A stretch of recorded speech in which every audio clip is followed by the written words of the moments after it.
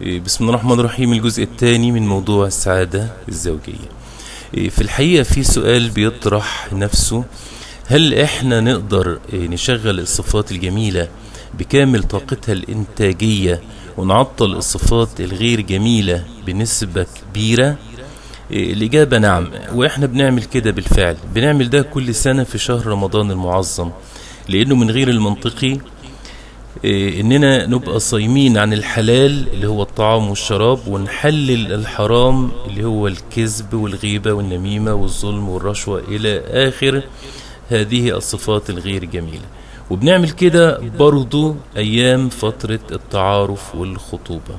الخطيب بيعمل كده قدام خطيبته وهي برضو.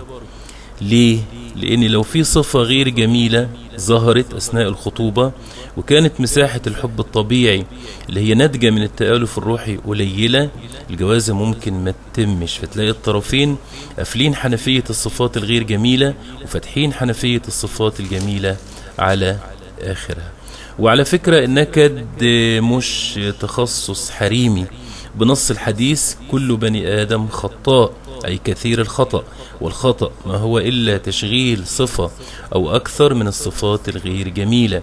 يعني الزوج أيضا بينتج شاي مر يوميا ومفيش يوم زي التاني، والزوجة أيضا بتعمل كده، وحسب حجم السكر الناتج من الحب الطبيعي وتشغيل الصفات الجميلة بتكون محصلة كل واحد منهم.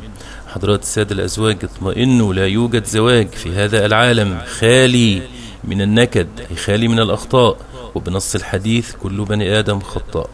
ده كان الجزء الثاني. إن شاء الله في جزء ثالث، واحتمال يبقى في جزء رابع.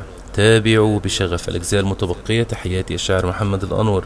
تليفون 010 23 99 77 5 و011 3 99 74. إيميل mmt700@yahoo.com. والسلام عليكم ورحمة الله وبركاته.